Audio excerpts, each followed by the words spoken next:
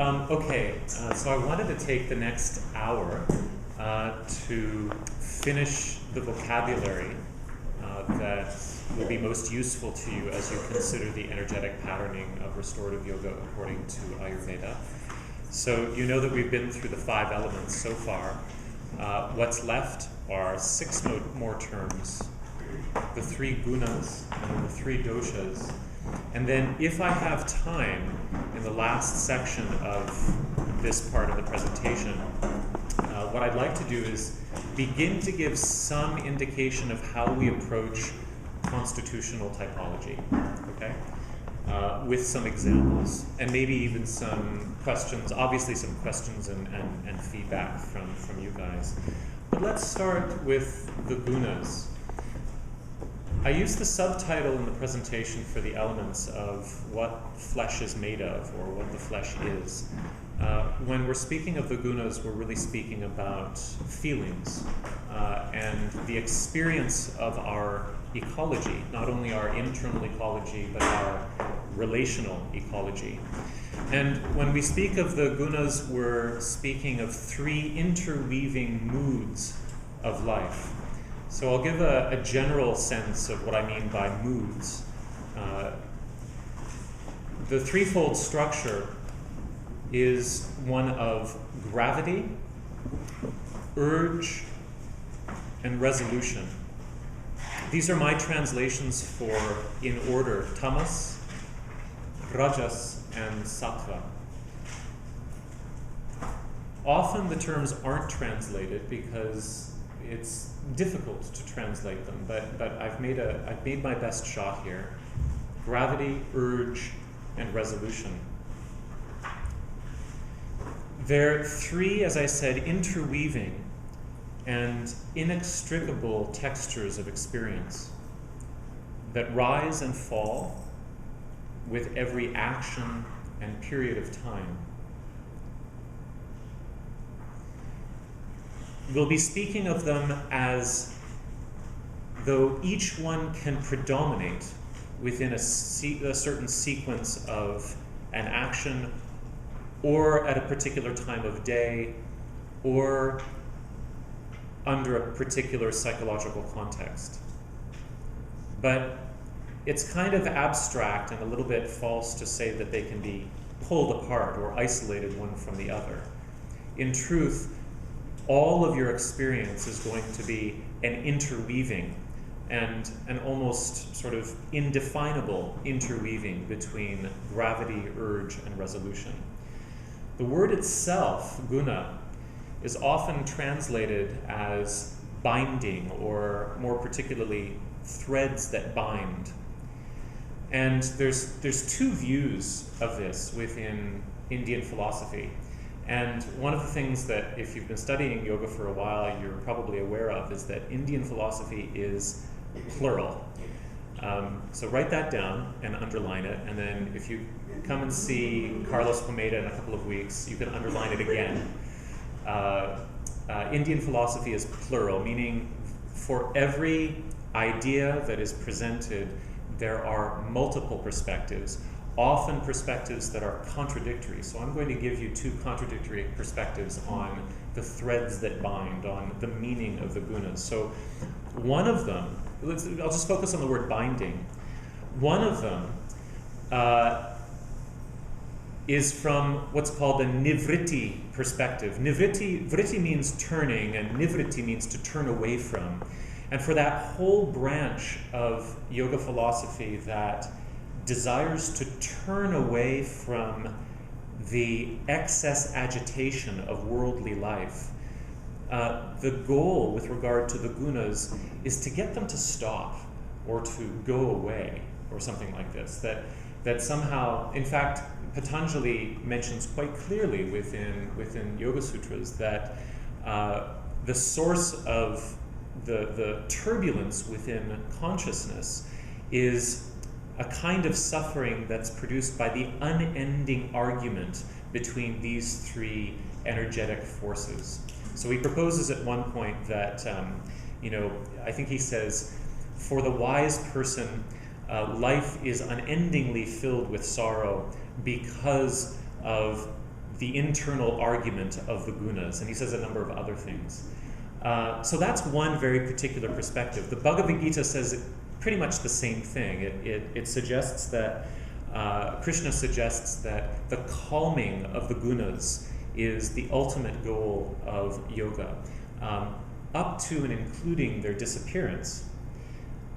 Now, this is based upon the sense that the guna is something that possesses you, that you have no control over, that the feeling of gravity or heaviness or lethargy washes over you almost as if you were possessed by a different being.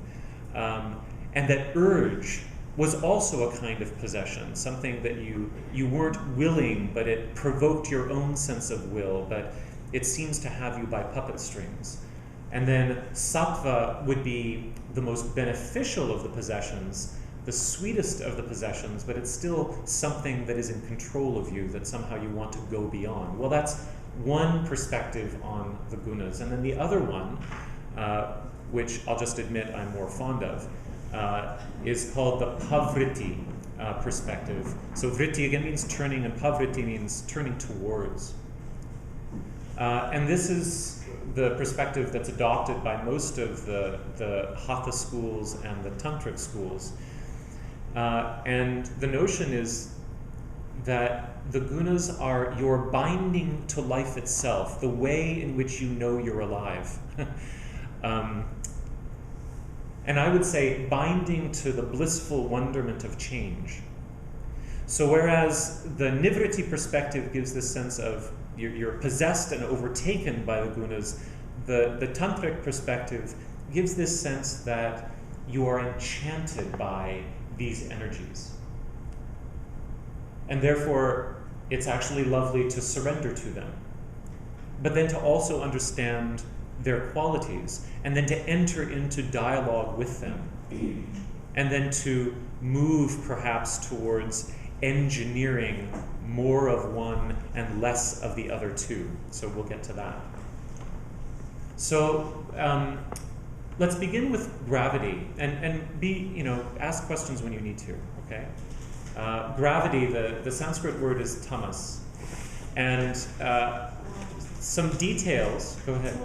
Quick, just 1 second. You're going too quick from one topic, you just jump to next one. Okay. I want just to take a breath. Okay. Thank you so much. You need some tamas. You need Yes, waiting. it was too quick. Yeah, it's too quick. So, would you like me to review something? No, just in between topics, like in here. Okay. Yes. Good. Okay. Thank you. I'll set the timer.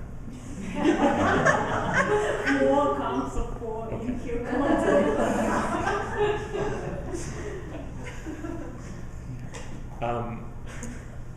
The feeling that Veronica is describing actually is the feeling of being possessed by rajas, being overwhelmed by movement. Yeah? So it's good that we start with tamas. Tamas is sleep. Tamas is the feeling of, I can't believe that I would ever be able to move again, if you've had that sensation in bed. Perhaps you've had the sensation from the depth of Shavasana, you hear the little bell go and it's coming from a different planet.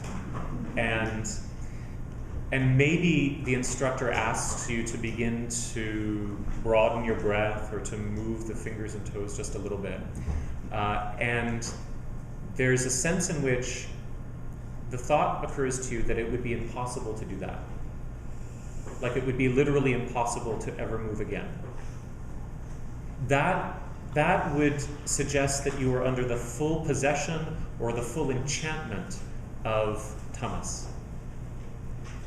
And it gives, again, like the elements, the gunas are value neutral. So while,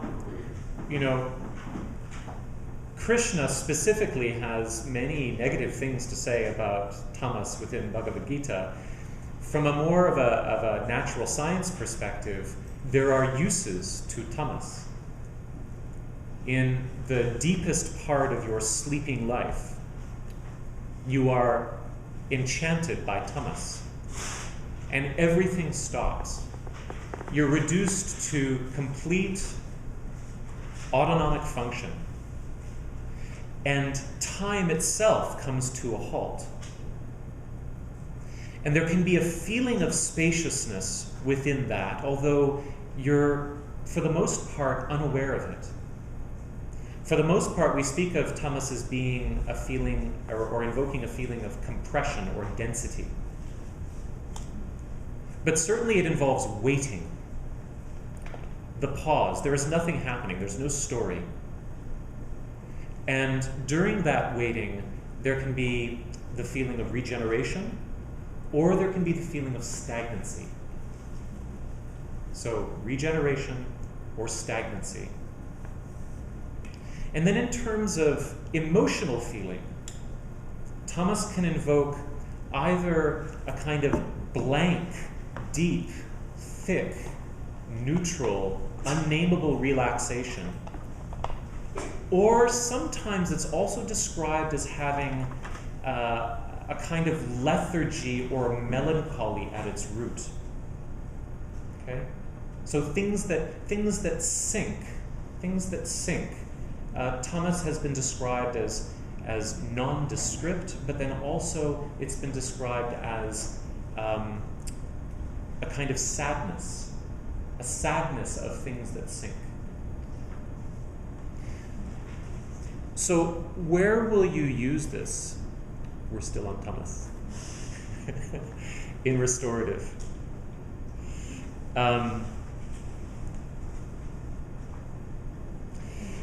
The encouragement to do nothing, and to do nothing expertly. To do nothing really, really well, and with complete relaxation. Now, for many people, doing nothing is extraordinarily threatening, because doing is the sort of, it's the mode of self-identification. And this, personally, this is a primary problem for me. If I'm not, there are certain things that I love to do, that I feel compelled to do, and that if I stop doing, I can feel as though I am being restrained, or I'm being suffocated, or I'm being, or I don't know why I'm alive. So in the middle of a big writing project, for example, I will eat it, I'll sleep it, I'll dream it. It rarely stops, it rarely lets me go. And it's very difficult for me to do nothing. And so I teach restorative class, and I tell other people to do nothing. So I can watch them do nothing and say, oh, that looks like it would be really nice to do. Sensory suppression will give you tamas. Blindfolds, eye pillows, head wrapping. And then in cueing and in the languaging of tamas, anything that you do to invoke the exhaustion of the cognitive mind, to refer to the fact that thinking is contractile and perpetually contractile. And that exacts a cost in vitality. You are expending vitality in thought. It's tense. It's an energy expenditure. It's exhausting. The depth of tamas in the deepest part of sleep is precisely refreshing because you get to do nothing, and because you get a break from cognitive processes. More than that, you get a break from being yourself, or whoever you think you are. Okay? Matthew, I just have a question about the relationship between sleep and restorative yoga. Yeah. So if you're a person who sleeps really well every night, do you really need restorative yoga? So the question is, if you're a person who sleeps really well every night, do you need restorative yoga? I would say, I would ask questions about the depth of the sleep and how you felt upon rising. And if there's a lot of tamas upon rising, it might be, and we're going to get to sattva and the difference between like a lethargic relaxation and a buoyant relaxation, because that's where we're headed, right? If you wake up without a sense of buoyancy or lightness or clarity, then probably sleep has undergone or has been under the influence of tamas more than you might like it to be. Yeah? You would describe it as good sleep. You didn't wake up. You didn't wake up. But then the question is, were all of the possible energies of sleep exercised? Or was it in monotone? Was it in monotone? So the cues, yeah, go ahead. But in that situation, then if someone is having too much tamas, let's say, in their sleep, or it's excessive, would restorative, you would bring balance in that, because it's a balance. Yeah. So the question is, too much tamas in sleep, could it add sattva through restorative? Could it be reorganized through restorative?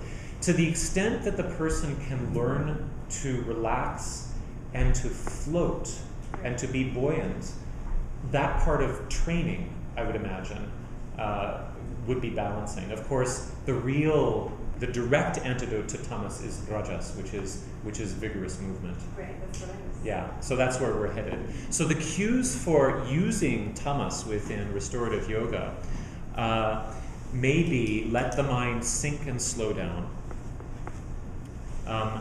close off or mute the senses, allow yourself to die or to let go or to release on the exhale. So die is a word that I would use with people that I knew really well. I was just going to say. Yeah. Could you just say let go on the exhale? You could. Or is letting go or Go ahead. just thinking about what you said yesterday in terms of how to sort of the presentation of language. Yeah. In classes and that, I'm feeling like maybe I shouldn't say anything. I'm just in my own brain trying to articulate what is, in the spectrum of supportive and what would be suggesting something that Sometimes more than the verbs or nouns even are just the sentence construction, allowing with phrases like trying, or see what happens if, or if you try it this way, let's see what happens. Right. Yeah. All of those constructions get away from the prescriptive. Yeah. Hannah? Another thing about tamas and sleep. I'm curious about how it relates to dreaming. Like, There is no dreaming in tamas. okay. Yeah. Like I feel like I sleep really easily. Like I don't wake up in the night at all. Yeah. But like I definitely have philosophic dreams. Yeah. And so when I wake up, there's like a feeling. Yeah.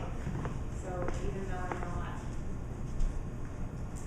waking up in the night, my sleep is still not positive. Yeah. So no, if you're dreaming vividly, then we would say that rajas is predominant in the psyche. If you're not waking up, if it's waking you up, then it's pushing itself into physiology, into a more material layer. Does that help?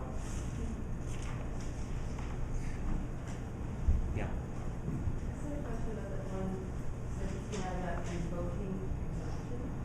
Invoking. Exhaustion. Yeah. The mind. Yeah. Can you explain that a bit more? Because I was thinking invoking exhaustion is like, get someone to go on a treadmill until they're exhausted, right? Oh, I guess maybe invoking isn't the best verb, but suggesting or looking for one's own, or recognizing the exhaustion of the mind. Yeah, to recognize the exhaustion of the cognitive mind is something that. Well, what do you think? Let's take a poll. Would that be clear? Yeah. Is that a fairly clear invitation? Yeah. I mean, we're going all the time, right? I didn't have a problem with invoke. Pardon me? I didn't have a problem with invoke. Okay. So urge or rajas is the opposite. I don't know what's urge. I'm talking about it. Yeah, but like as a word. Like As the word. Compulsion. So all of the definitions that I have here, anything that feels awakening, reaching, stretching, wanting, hunger, but technically urge means a desire. Yeah, That would be the key translation into English, or synonym.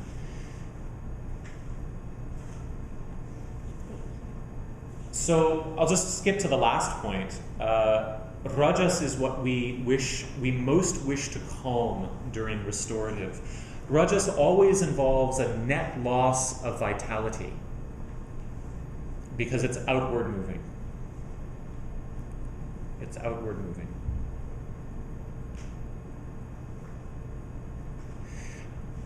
Rajas begins in your conscious life every morning when consciousness takes over from perception. So if you think about the first thing that happened to you when you woke up this morning, anybody volunteer? First thought that occurred to you. Too soon, yeah. I hate my alarm. Now, prior to I hate my alarm, what happened? Between being out cold and saying to yourself audibly, internally, I hate my alarm, what happened? Okay, so that's the alarm. That's the alarm. You're in a perceptual cocoon, right? In which sensations are occurring to you, but cognition hasn't happened yet. The I sense hasn't come in. Before you're able to say, I hate my alarm, there's the alarm. Does somebody have another first thought? You said too soon. What else? It's like a slow, it's like when you slowly, my alarm's not that, my alarm's kind of nice. Yeah. I like it. And so it's that moment of like, this is happening, this is what's happening. It's Yeah. kind of like coming into. Yeah. That coming into being awake generally involves something coming together, the crystallization of a point of view, the crystallization of a thing, a capacity that you have to say, I hate my alarm, or I am late, or I need some water because my mouth is dry. So this is what's wonderful about Tamas, is that it erases the individuated self-sense, and then it will come back through rajas. There's nothing that you do consciously without the sense of individuated self, of I want to go do something.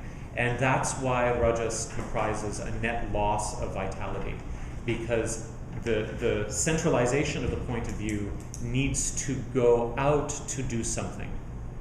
So there's always an outward moving radiation of energy with rajas. Can you have rajas and tamas together? You can have them oscillate. The question was, can you have rajas and tamas together? You can have them oscillate, and in truth, it's described in yoga psychology that for the most part, human life is a very kind of unpleasant dance, tango between rajas and tamas.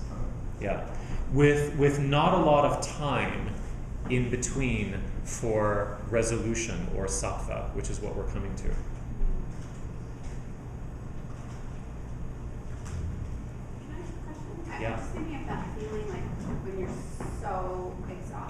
Yeah. but you have this like static energy Yeah. that comes out. Yeah. Is there a time then when they're sort of like they're existing together in like They're coexisting, although if you're jangled, if you are wired and exhausted at the same time, we would say that Rajas is predominating. and you're not listening to the You're not listening to the Tamas, you are being possessed by Rajas, certainly, and probably what's most problematic is that there's no room in between those two for a sense of resolution. Right, so they're just fighting each other. They're fighting each other. Right. They're fighting each other. And what typically happens is that when you do fall asleep after a long period of exhaustion and being wired at the same time, you drop into full tamas, complete swoon into unconsciousness, and there's no real enjoyment of the release, the resolution of the day, or of the activities. Okay? So you can see what we're building towards. We're building towards this intermediary position between these two poles where the sense of desire has softened and the sense of lethargy or stillness is not complete, has not fallen deeply into experience yet. So where you'll use urge and restorative is basically not at all, right? Except to identify, because you have to use some discrimination, some willpower to identify sources of discomfort so that you can pacify them. Any encouragement that you give to your student is going to be an invocation of a gentle kind of rajas, including the gentle effort or the gentle encouragement to regulate the breath.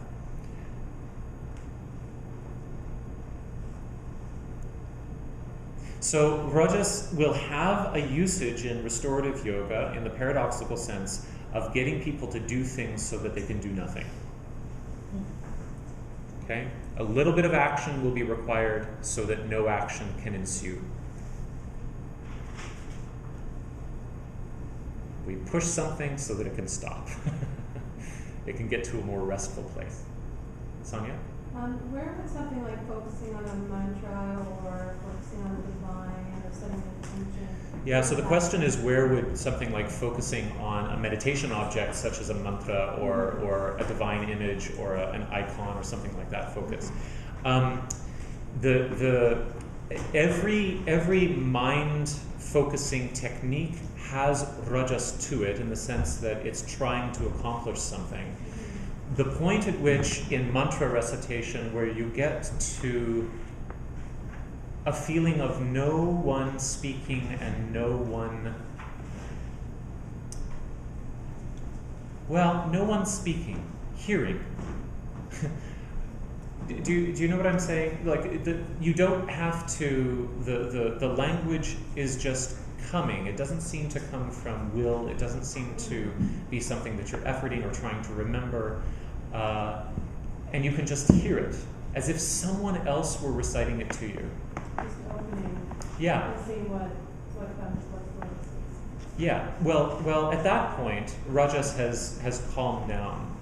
Or, if the meditation is upon iconography or something like that, which many people do, the sattva arises when all of the meanings coalesce and become quiet, and you're left with an emotion or a sensation. The thing about meditation, deities and icons and so on is that they're intensely detailed, and the details are all organized to produce this rolling sense of kind of cognitive overwhelm, to the point where the emotion behind all of that detailing becomes more apparent. That would be the idea behind the meditation object. But to pursue it, to invoke it, to bring it up to consciousness, that's a rajasic activity, definitely. Most spiritual practice is rajasic. The result of it would be sattvic. So that's what we're getting to. So cues, gently redirect the breath into, scan the body for agitation, do what you need to do to find more comfort and pleasure.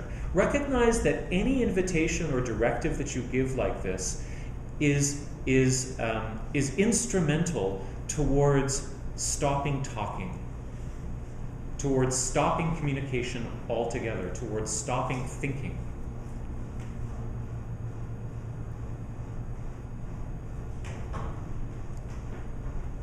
So this might give you a more, I don't know, more complete framework for trying to find that balance between giving instruction and shutting up. If you simply remember that I am giving instruction so that instructions can disappear, and I want that to happen, I want to that to happen as smoothly as possible, then I think you will understand that balance. David was referencing, when he was working with Lisa, I came to a point where I realized I wanted to stop micromanaging the pose, or it was time to stop adjusting, right? And that's recognizing that the input is pushing something, and to let go of the input is to let it settle where it settles.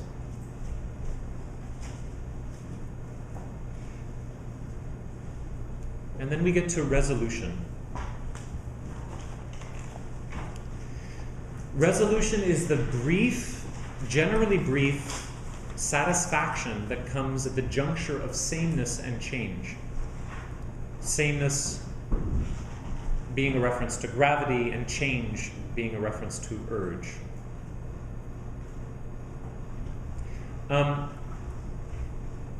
Think about what it felt like to hear a story as a child from mom or dad or somebody who loved you, somebody who was taking care of you. You were 4 or 5, and you got to the end of the story. And what did you feel? One more. But right before you said more, tell me again, or read it again, right before that happened, generally after the words "the end," there's a sigh, right? In fact, we have this verbal game that we play with children where we go, "the end," and there's a sigh, right? That sense of resolution, that the story has come to its natural conclusion, and that there's no more conflict to be resolved, and there's no threads left dangling, and there's nothing really left to do, and everybody is, if not living happily ever after, they're at least fine for 10 minutes, right? Then we have the notion of, then we have Sattva. That was your experience of Sattva. Then the child feels very briefly the Tamas, the lethargy of excitement having stopped, and then they snap out of it and they say, "Again, please tell me again," right? There's a sinking feeling. So notice that at every resolution will be buoyant for a while, and then there'll be kind of a collapse of sensation, and that collapse of sensation leads to the compression that, if you think in geological terms, creates more movement. So this is the way in which the gunas roll together. There is no end to this cycle. We emphasize Sattva throughout the entire Indian philosophical and religious tradition because it is said to be the state in which your natural capacity for self-healing is most apparent, most palpable, most accessible to you. We say that in Ayurveda very strongly, that if I can increase my client's experience of Sattva in day-to-day life, a kind of space opens up by which newer habits begin to develop, whether I suggest them or not.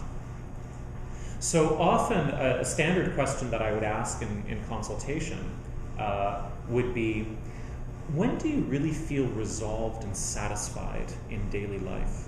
What are the specific moments in which that occurs?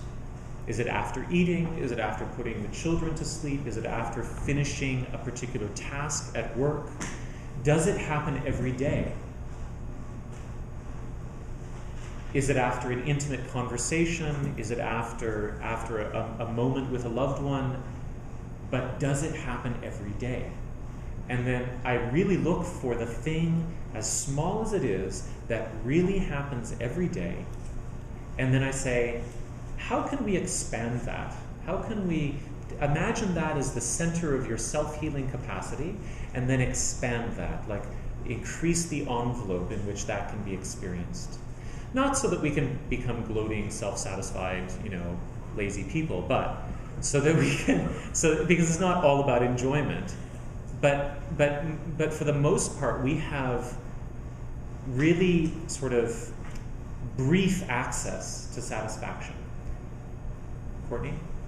Something that would be simple would be like, I walk my dog for an hour Yeah. a day, and I by myself, I put music, just kind of think, and just at the end of the walk, or like, I don't know if he enjoys it as much as I do, but it is like my peace for the day. It's like my kind of Yeah. walking meditation.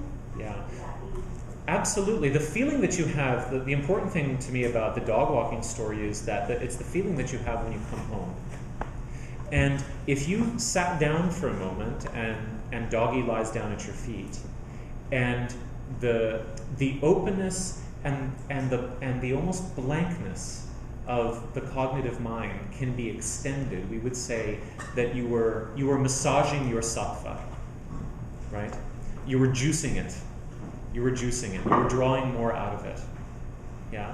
But walking, listening to music, working things out in your head, this is a kind of pleasurable rajas. And a lot of therapeutic things that we do, self-therapeutic things that we do are like that.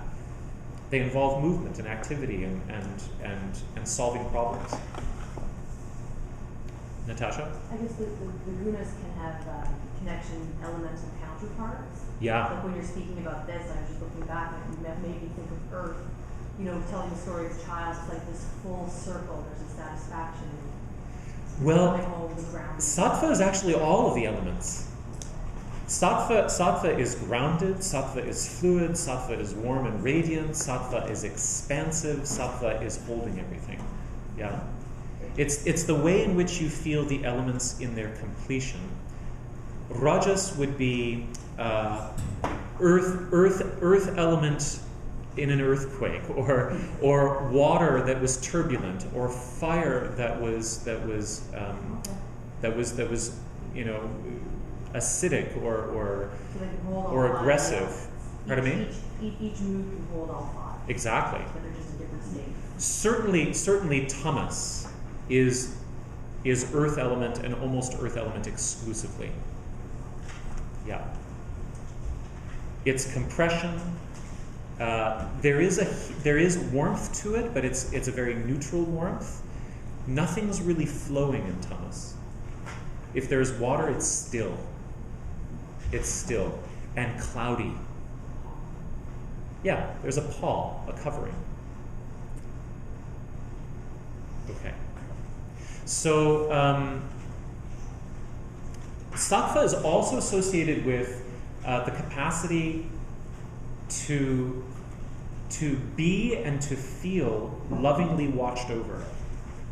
So when Pat described in the harmonizing breath exercise the capacity to gaze with loving eyes, you would be in that activity invoking sattva and trying to share sattva guna with the person that you were watching. Now, if it's an internal observation and you're observing with no real dissatisfaction or irritation or need to do anything, then you would have successfully turned that sattvic gaze upon yourself. And observational consciousness is always generally considered to be neutral. Again, value neutral, which is at the root of acceptance and empathy, actually. So I'd say if there's a goal within restorative yoga, and that's a questionable statement, sattva would be it.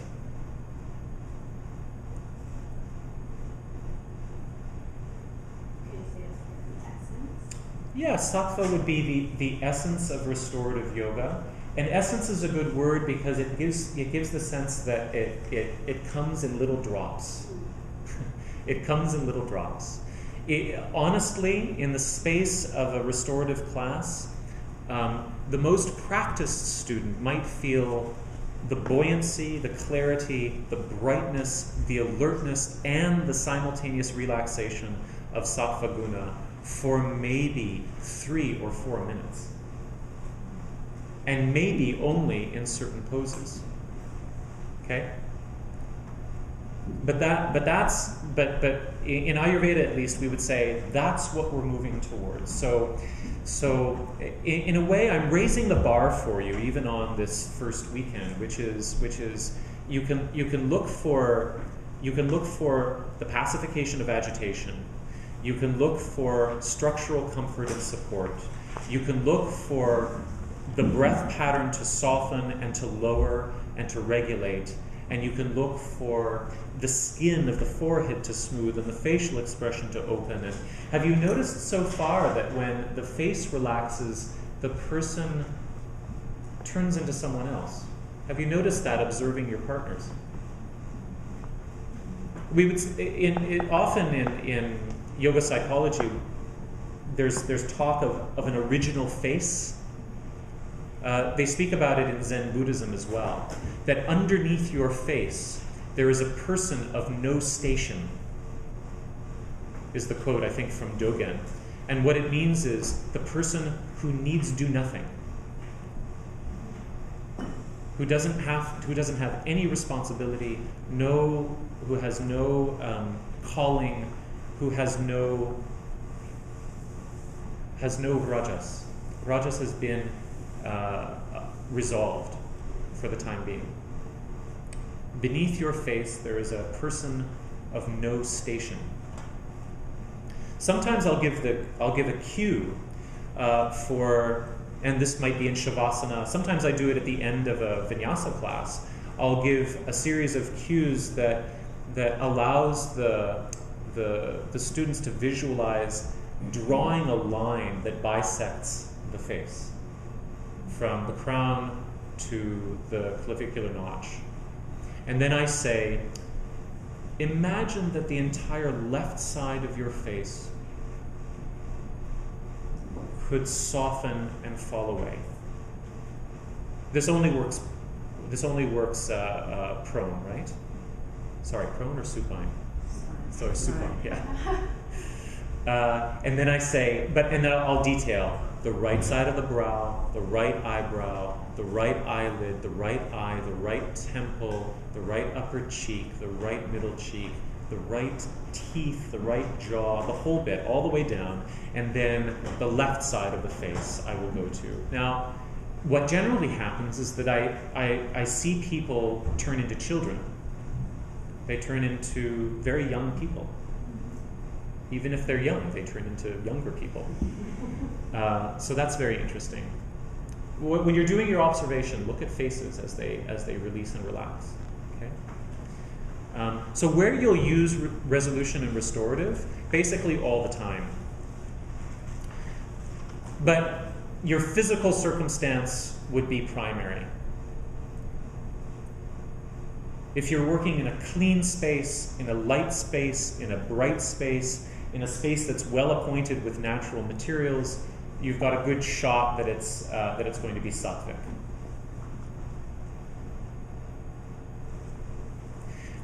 There is a yoga studio that I know of that where there are intense colors on the walls.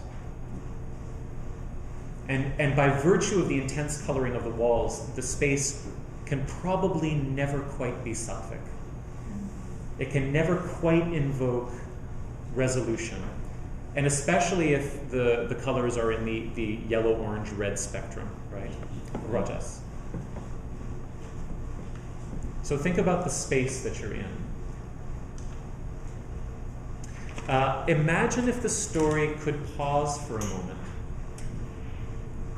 Imagine if the story could pause for a moment. Would be a cue, a verbal cue. Whatever story it is, the story of your day, the story of a problem at work. And then the permissive aspect of this direction is imagine if. Imagine if. So it's an as-if statement, which is different from, let your story pause for a moment.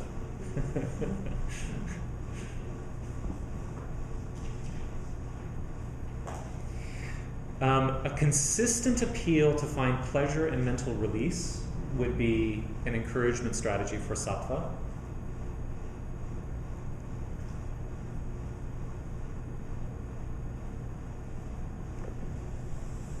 And then here are some cues that I've heard myself use over the years.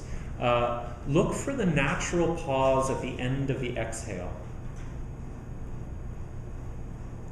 So I think I described earth element as being palpable at the pause at the end of the exhale. Do you remember from yesterday?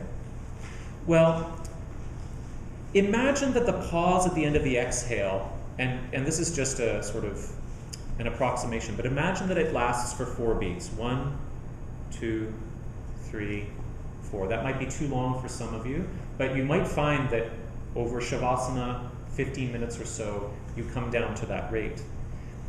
The first 2 beats of that pause are imbued generally with Sattva, or you can find Sattva there. The second 2 beats feel as though they're sinking a little bit more.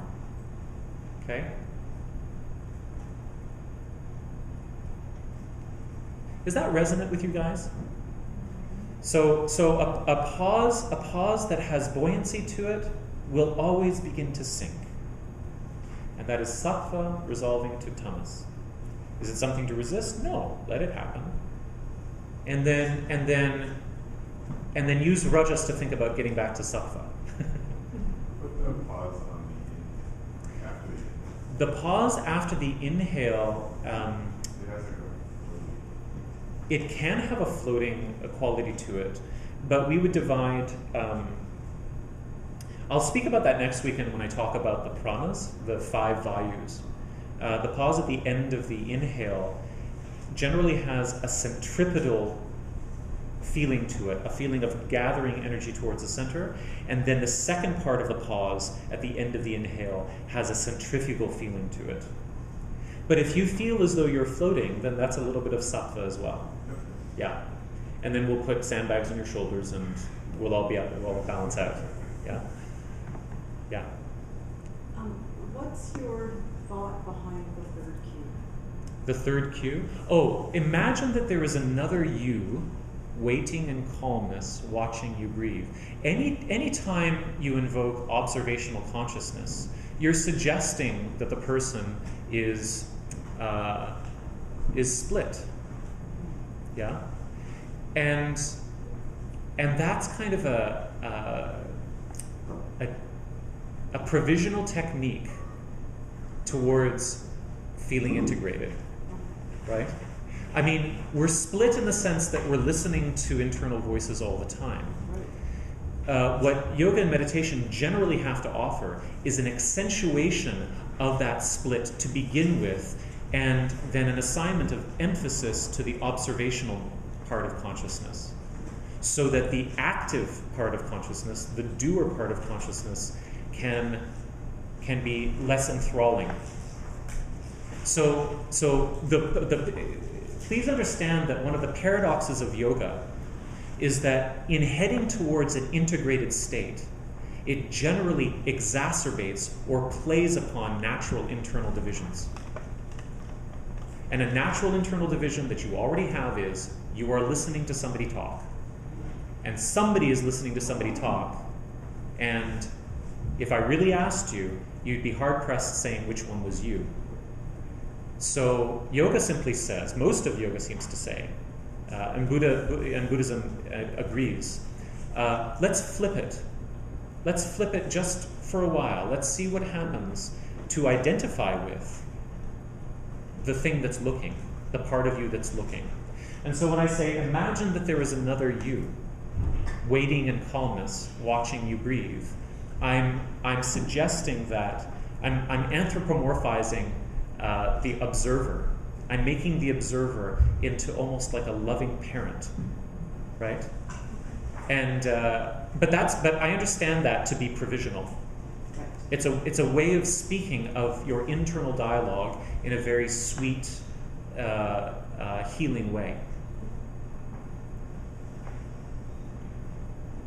You're in relationship with yourself. That's the sort of the baseline of cognitive function. Voices are coming, you're listening to them, you're influencing them, you're speaking with will, they're responding to you. You have many voices inside. You have many voices inside. And I think the real gift of most meditation instruction is that it begins to emphasize and isolate the voice that doesn't speak as much as it listens. That part of you that doesn't speak, maybe it doesn't speak at all. And then I equate that with your autonomic reality, the fact that you are just alive and can be aware of things. To me, perception, the fact that my nervous system is working, that's my internal parent. For me personally, that's how I conceive of it.